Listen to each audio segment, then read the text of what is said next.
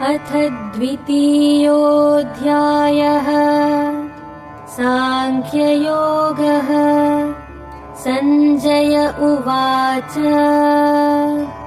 तं तथा कृपयाविष्टम् अश्रुपूर्णाकुलेक्षणम् विषीदन्तमिदं वाक्यम् उवाच मधुसूदनः।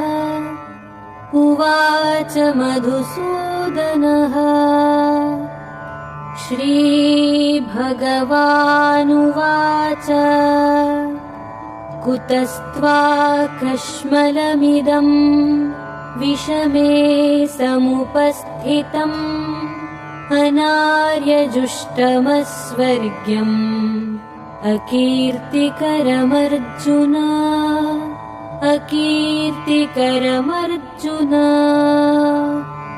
क्लैब्यं मास्मगमः पार्थ नैतत्त्वय्युपपद्यते क्षुद्रं हृदय दौर्बल्यम् त्यक्त्वोत्तिष्ठ परन्तप।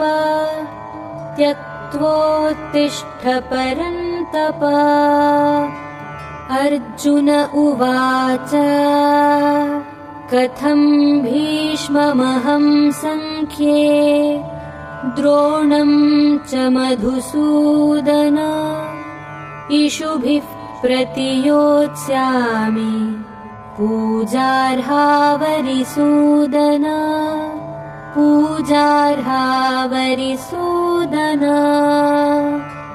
गुरून् हत्वा हि महानुभावान् श्रेयो भोक्तुम् भैक्ष्यमपीह लोके हत्वार्थकामांस्तु गुरूनिहैव भुञ्जीय भोगान् रुधिरप्रदिग्धान्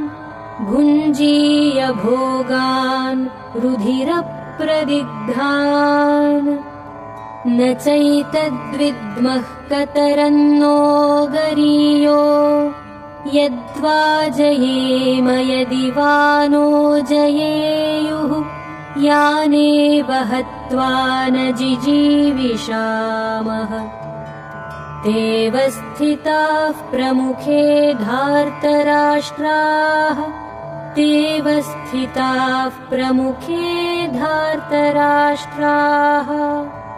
कार्पण्यदोषोपहतः स्वभावः पृच्छामि त्वां धर्मसम्मूढचेताः यच्छ्रेयस्यान्निश्चितं ब्रूहि तन्मे शिष्यस्तेऽहं शाधि मां त्वां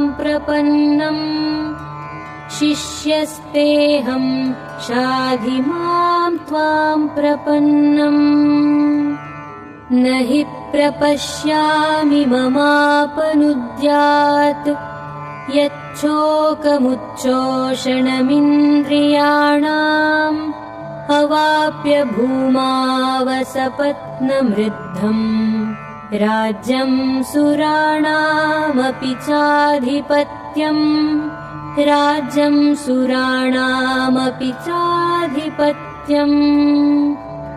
सञ्जय उवाच एवमुक्त्वा हृषीकेशं गुडाकेशः परन्तप न योत्स्य इति गोविन्दम् उक्त्वा तूष्णीं बभूवः।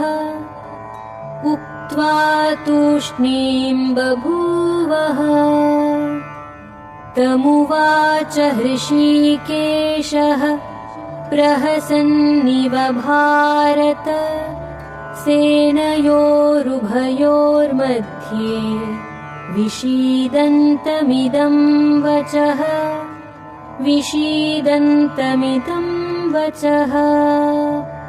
श्रीभगवानुवाच अशोच्यानन्वशोचस्त्वं प्रज्ञावादांश्च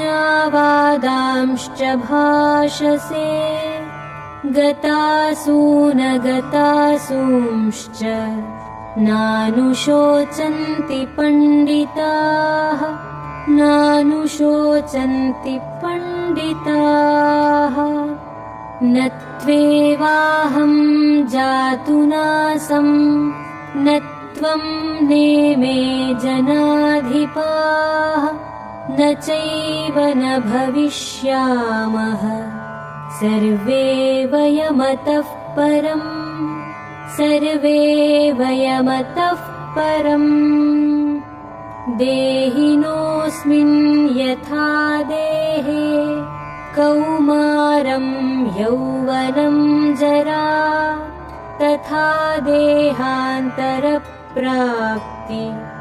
धीरस्तत्र न मुह्यति धीरस्तत्र न मुह्यति मात्रा स्पर्शास्तु कौन्तेय शीतोष्णसुखदुःखदाः आगमापायिनो नित्याः तां तितिक्षस्व भारत तां तितिक्षस्व भारत यं हि न व्यथयन्त्येते पुरुषं पुरुषर्षभ समदुःखसुखं धीरम् सोऽमृतत्वाय कल्पते सोऽमृतत्वाय कल्पते नासतो विद्यते भावो नाभावो विद्यते सतः उभयोरपि दृष्टोऽन्तः त्वनयोस्तत्त्वदर्शिभिः त्वनयोस्तत्त्वदर्शिभिः अविनाशि तु तद्विद्धि येन सर्वमिदं ततं विनाशमव्ययस्यास्य न कश्चित् कर्तुमर्हति न कश्चित् कर्तुमर्हति अन्तवन्त इमे देहा नित्यस्योक्ताः शरीरिणः अनाशिनो प्रमेयस्य तस्माद्युध्यस्व भारत तस्माद्युध्यस्व भारत य एनं वेत्ति हन्तारम् यश्चैनं मन्यते हतम् उभौ तौ न विजानीतो नायं हन्ति न हन्यते नायं हन्ति न हन्यते न जायते म्रियते वा कदाचित् नायं भूत्वा भविता वा न भूयः अजो नित्यः शाश्वतोऽयं पुराणो न हन्यते हन्यमाने शरीरे न हन्यते हन्यमाने शरीरे वेदाविनाशिनं नित्यं य एनमजमव्ययम् कथं स पुरुषः पार्थं कं घातयति हन्तिकम् कं घातयति हन्तिकम् वासांसि जीर्णानि यथा विहाय नवानि गृह्णाति नरोपराणि तथा शरीराणि विहाय जीर्णानि अन्यानि संयाति नवानि देहि अन्यानि संयाति नवानि देहि नैनं छिन्दन्ति शस्त्राणि नैनं दहति पावकः न चैनं क्लेदयन्ति मर्त्यापो न शोषयति मारुतः न शोषयति मारुतः अच्छेद्योऽयमदाह्योऽयम् अक्लेद्यो शोष्य एव च नित्यः सर्वगतं स्थाणुः अचलोऽयं सनातनः अचलोऽयं सनातनः अव्यक्तोऽयमचिन्त्योऽयम् अविकार्योऽयमुच्यते तस्मादेवं विदित्वैनं नानुशोचितुमर्हसि नानुशोचितुमर्हसि अथ चैनं नित्यजातं नित्यं वा मन्यसे मृतं तथापि त्वं महाबाहो नैवं शोचितुमर्हसि नैवं शोचितुमर्हसि जातस्य हि ध्रुवो मृत्युः ध्रुवं जन्म मृतस्य च तस्मादपरिहार्येऽर्थे न त्वं शोचितुमर्हसि न त्वं शोचितुमर्हसि अव्यक्तादीनि भूतानि व्यक्तमध्यानि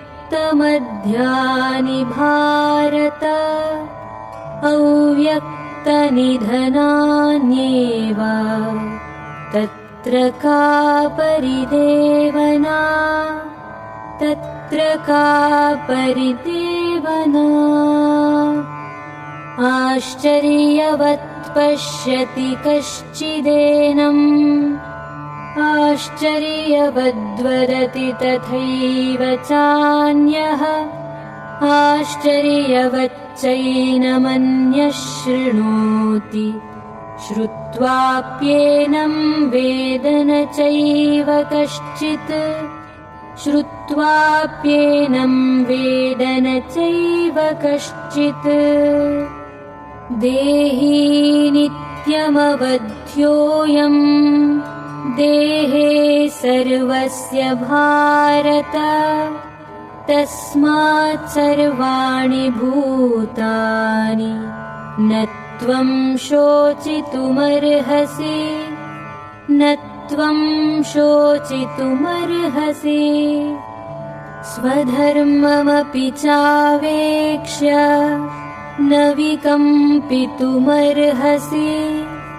धर्म्याधियुद्धात् श्रेयोऽन्यत् क्षत्रियस्य न विद्यते क्षत्रियस्य न विद्यते यदृच्छया चोपपन्नं स्वर्गद्वारमपावृतं सुखिनः क्षत्रियाः पार्थ लभन्ते युद्धमीदृशम् लभन्ते युद्धमीदृशम् अथ चेत्त्वमिमं धर्म्यं सङ्ग्रामं न करिष्यसि ततः स्वधर्मं कीर्तिं च हित्वा पापमवाप्स्यसि हित्वा पापमवाप्स्यसि अकीर्तिं चापि भूतानि कथयिष्यन्ति ते व्ययाम् सम्भावितस्य चाकीर्तिः मरणादतिरिच्यते मरणादतिरिच्यते भयाद्रणादुपरतं मंस्यन्ते त्वां महारथाः येषां च त्वं बहुमतो भूत्वा यास्यसि लाघवम् भूत्वा यास्यसि लाघवम्। अवाच्य वादांश्च बहून् वदिष्यन्ति तवाहिताः, निन्दन्तस्तव सामर्थ्यम्, ततो दुःखतरं नु किम्, ततो दुःखतरं नु किम्। हतो वा प्राप्स्यसि स्वर्गम्, जित्वा वा भोक्ष्यसे महीम्। तस्मादुत्तिष्ठ कौन्तेय, युद्धाय कृतनिश्चयः, युद्धाय कृतनिश्चयः। सुखदुःखे समे कृत्वा, लाभालाभौ जयाजयौ, ततो युद्धाय युज्यस्व, नैवं पापमवाप्स्यसि, नैवं पापमवाप्स्यसि। एषा ते विहिता साङ्ख्ये, बुद्धिर्योगे त्विमां शृणु। बुद्ध्या युक्तो यया पार्थ, कर्मबन्धं प्रहास्यसि, कर्मबन्धं प्रहास्यसि। नेहाभिक्रमनाशोऽस्ति, प्रत्यवायो न विद्यते। स्वल्पमप्यस्य धर्मस्य, त्रायते महतो भयात्, त्रायते महतो भयात्। व्यवसायात्मिका बुद्धिः, एकेह कुरु नन्दन।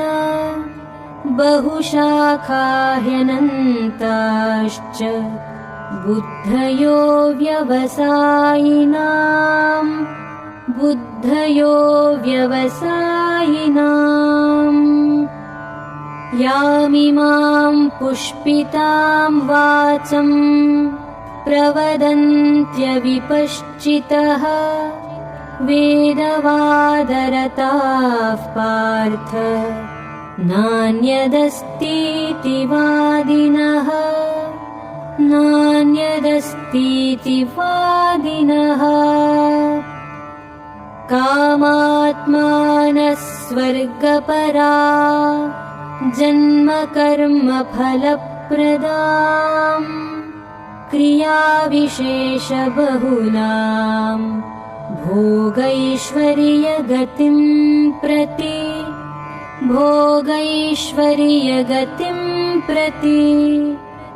भोगैश्वर्यप्रसक्तानां, तयापहृतचेतसां, व्यवसायात्मिका बुद्धिः, समाधौ न विधीयते, समाधौ न विधीयते। त्रैगुण्यविषया वेदाः, निस्त्रैगुण्यो भवार्जुन। निर्द्वन्द्वो नित्यसत्त्वस्थो, निर्योगक्षेम आत्मवान्, निर्योगक्षेम आत्मवान्। यावानर्थ उदपाने, सर्वतः सम्प्लुतोदके, तावान् सर्वेषु वेदेषु ब्राह्मणस्य विजानतः, ब्राह्मणस्य विजानतः। कर्मण्येवाधिकारस्ते, मा फलेषु कदाचन, मा कर्मफलहेतुर्भूः, मा ते सङ्गोऽस्त्वकर्मणि, मा ते सङ्गोऽस्त्वकर्मणि। योगस्थः कुरु कर्माणि सङ्गं त्यक्त्वा धनञ्जय सिद्ध्यसिद्ध्योः समो भूत्वा समत्वं योग उच्यते समत्वं योग उच्यते दूरेण ह्यवरं कर्म बुद्धियोगात् धनञ्जय बुद्धौ शरणमन्विच्छ कृपणाः फलहेतवः कृपणाः फलहेतवः बुद्धियुक्तो जहातीह उभे सुकृतदुष्कृते तस्माद्योगाय युज्यस्व योगः कर्मसु कौशलम् योगः कर्मसु कौशलम् कर्मजं बुद्धियुक्ता हि फलं त्यक्त्वा मनीषिणः जन्मबन्धविनिर्मुक्ताः पदं गच्छन्त्यनामयम् पदं गच्छन्त्यनामयम् यदा ते मोहकलिलं बुद्धिर्व्यतितरिष्यति तदा गन्तासि निर्वेदम् श्रोतव्यस्य श्रुतस्य च श्रोतव्यस्य श्रुतस्य च श्रुतिविप्रतिपन्ना ते यदा स्थास्यति निश्चला समाधावचला बुद्धिः तदा योगमवाप्स्यसि तदा योगमवाप्स्यसि अर्जुन उवाच स्थितप्रज्ञस्य का भाषा समाधिस्थस्य केशव स्थितधीः किं प्रभाषेत किमासीत व्रजेत किमासीत व्रजेत किम् श्रीभगवानुवाच प्रजहाति यदा कामान् सर्वान् पार्थमनोगतान् आत्मन्येवात्मना तुष्टः स्थितप्रज्ञस्तदोच्यते स्थितप्रज्ञस्तदोच्यते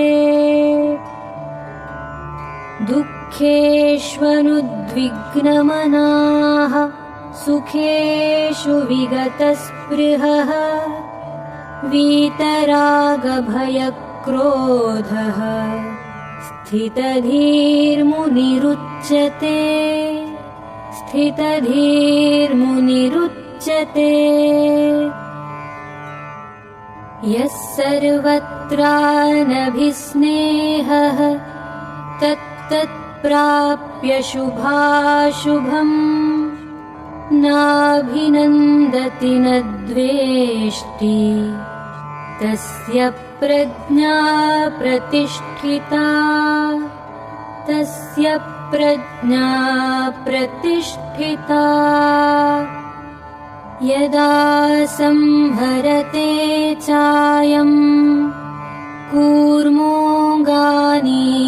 सर्वशः इन्द्रियाणीन्द्रियार्थेभ्यः तस्य प्रज्ञा प्रतिष्ठिता तस्य प्रज्ञा प्रतिष्ठिता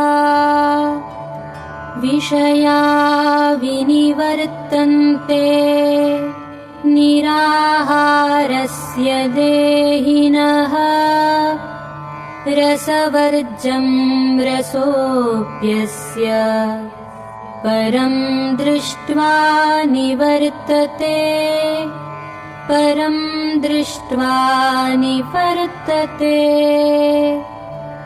यततो ह्यपि कौन्तेय पुरुषस्य विपश्चितः इन्द्रियाणि प्रमाथीनि हरन्ति प्रसभं मनः, हरन्ति प्रसभं मनः।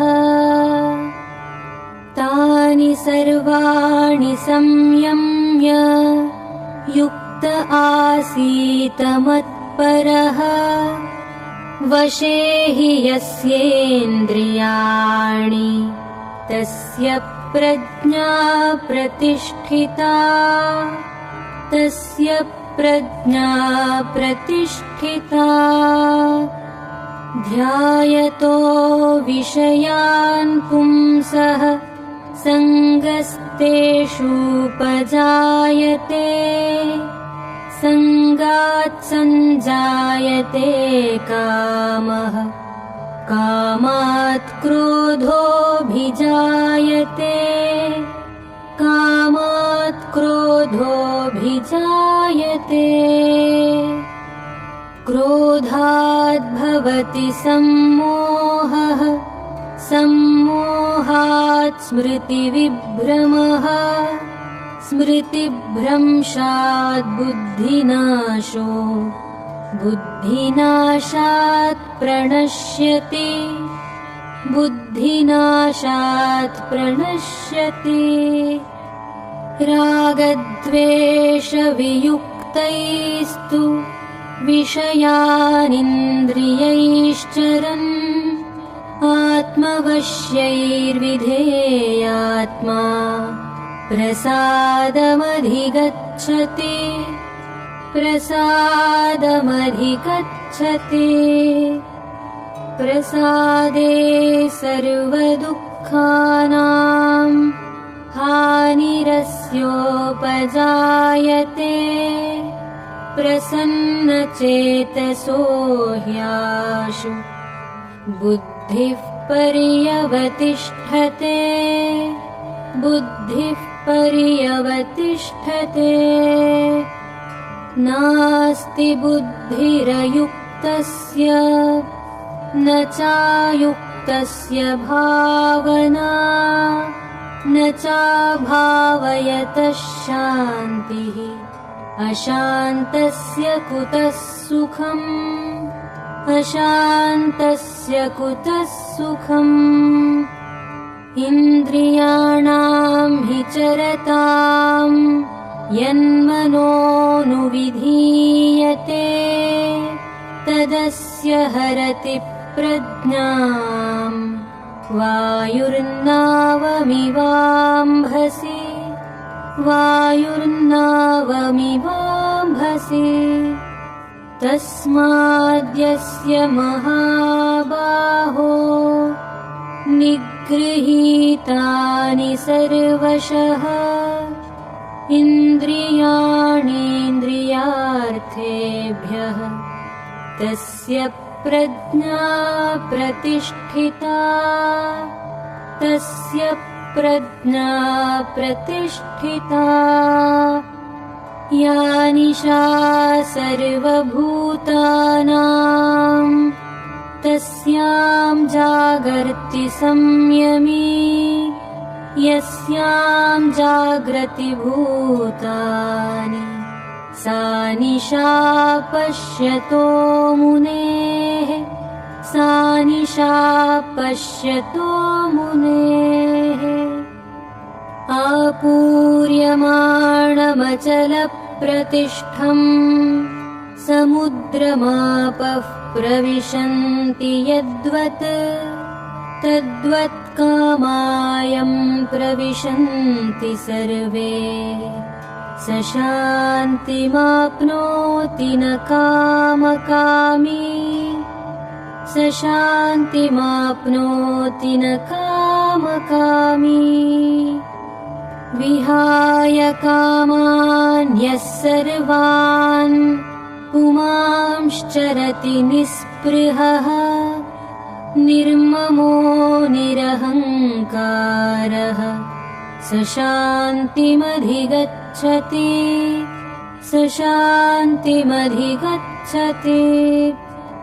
एषा ब्राह्मी स्थितिः पार्थ नैनां प्राप्य विमुह्यति स्थित्वा स्यामन्तकालेऽपि